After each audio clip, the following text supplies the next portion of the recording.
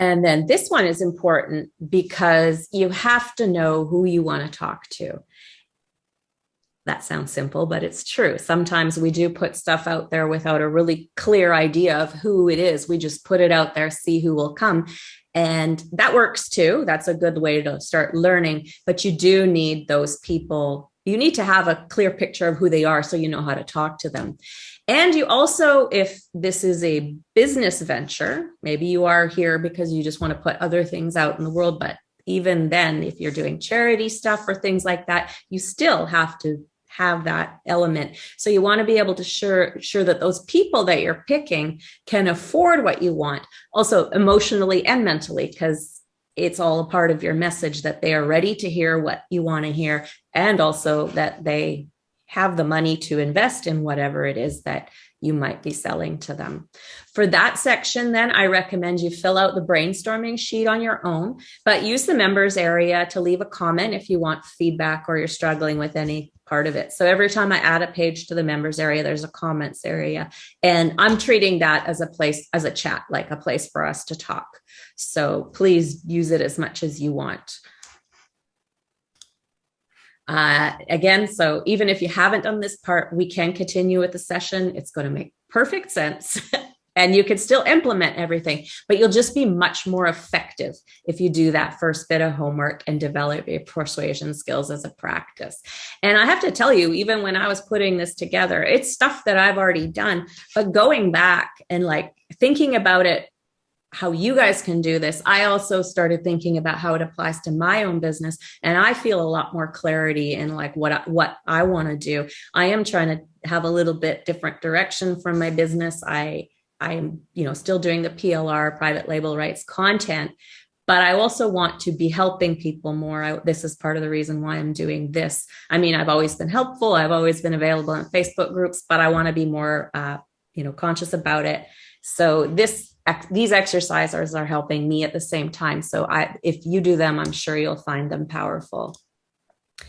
So also as the course and the book develop, I'm going to go back to all these sections and flesh them out more, give more examples and give you more practical tools. So we're kind of just putting together the base of the course. You're going to learn a lot. You're going to have lots of practical things to do, but I'll also go back. So reviewing, you'll get more out of it as we go along. So for today, we are going to cover becoming clear on how you are. Well, that's a typo. How clear on who you are. There isn't a typo. It's a reading error. For today, we're going to cover being clear on how you are, who you are. That's what I'm saying. Through the following topics. So first, it's going to be, what is it you want to put out in the world? And if it's a business venture, how to make sure it's viable, right? We want to make sure that part, because we can put out whatever we want in the world, but if it's supposed to be a business, we might be talking, but not earning money. So we want to make sure we have all those pieces. Number two, understanding why people want to hear from you so you can deliver a unique experience that they can't get enough of. Very important here. And it's something that's challenging to do when you haven't done it before, or if you're new to running an online business, or maybe you're starting something new, another business, but you're not quite sure. But it's important. So we're going to cover that in depth, and adapting and perfecting as you go. We as individuals and our businesses are always a work in progress. And I would love for you to envision that what you're doing today is not exactly what you're going to be doing later. And that's a good thing, because your customers are going to evolve and you're going to evolve with them, right? So you want to be moving along and doing new things. You also have to, when we're talking about creating the overall idea of AliceSeba.com is creating that dream life. And if you are set on this, that your business should look this one way, it's going to be harder because times are going to change. Technology is going to change. the financial world is going to change. We see a lot of that, right? So we have to be ready to do things differently as we go. And when you're really sure about this stuff, about who you are, it's actually easier to just move along and change and adapt as you go. So part one here is, what do you want to put out in the world? And of course, you can put almost anything out in the world and find an audience for it. So what you will learn, as I mentioned, will work for all kinds of projects, no matter what they are. But I will also guide you from a financial perspective so you can make sure you're pursuing a profitable venture at the same time. So keeping that financial part in mind, here are 4 keys to putting potentially profitable things out in the world. Is are you, number one is, are you solving a problem? And that is the best way to grab people's attention, and be very clear on what that problem is. Grab their attention, because people, that's what they're looking for. Help in solving a problem, achieving a goal, which is also solving a problem, right? The problem is how to achieve that goal. But if they're related to health, wealth, relationships, or some kind of power or something like, that's much easier. That doesn't mean you can't do stuff out of that realm, but also think about it. If you are doing something outside of health and money and relationships and stuff, think about how you can relate your topic back to that, because in the end, that's what people want. They want to be healthy. They want to be financially secure. They want to have good relationships. They don't want to be powerless. Maybe we're not necessarily talking about people, seeking out big power. It's just, not being powerless. So where you can always put it back to these topics, it works. So even if, for example, I know that a lot of our customers sell printables, and they might do planners and things like that, journals, all kinds of things, that you can always relate back to those topics, right?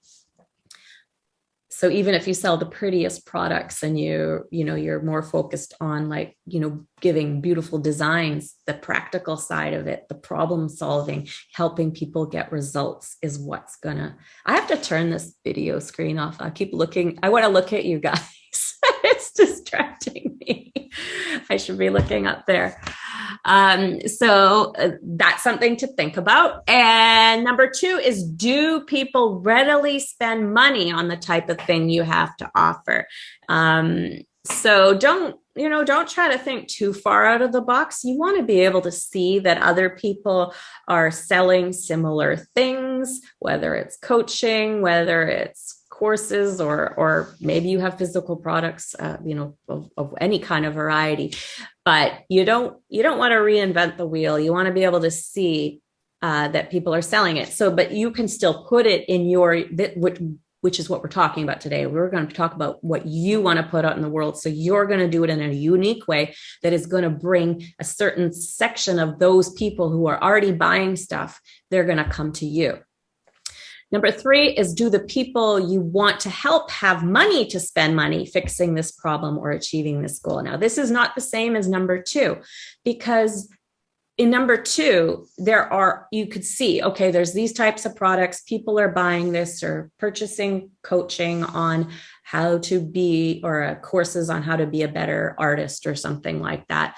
But you're still going to think about the audience you want to target. But if you're targeting a certain segment of that doesn't have the money, that's going to be a problem, right? And that sounds so obvious, but I can tell you that I've seen over the last 20 years, many people start businesses with people that don't to try to help people who don't have the money to spend. Now that does, and when I'm talking, I'm also not saying you have to charge lots of money. Perhaps some of you are like high ticket course creators, coaches.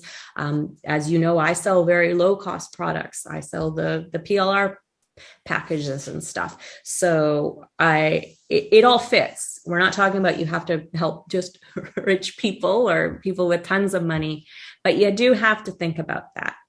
A lot, in my early days of working with work at home moms, everybody wanted to teach not everybody, but a lot of people would teach how to be frugal, how to save money, so that's a difficult one to make money off of, because you're teaching people who don't have a lot of money, but you're not connecting it to maybe how they could invest money. I mean, you could teach someone to save money and invest it and then go from there. And then perhaps you have a way for that. But always think about that.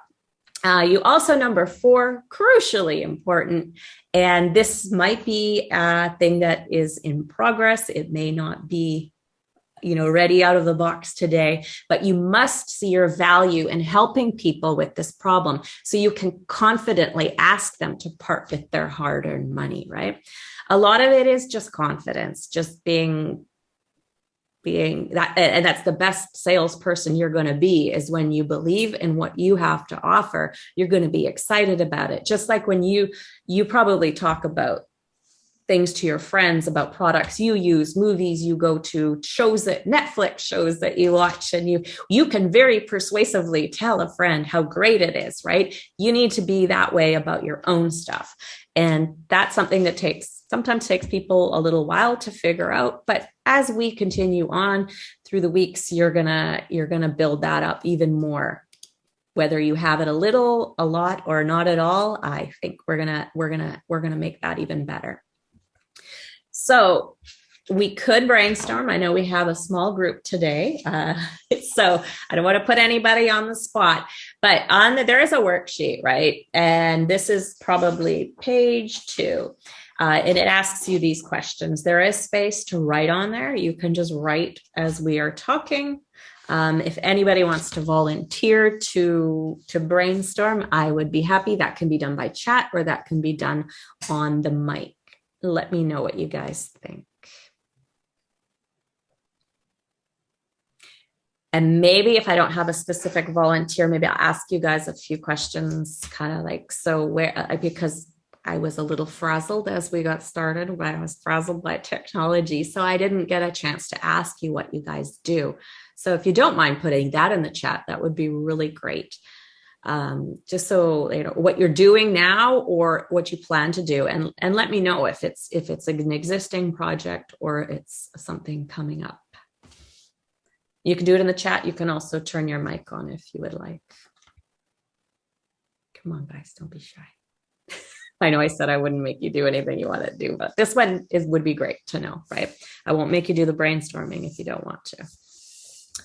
All right, well, I'm going to continue. I think, make sure you do the worksheet here. So figure out what problem you want to solve. And do people spend money on this? Does your specific audience have money to spend? And do you truly see your value in that regard?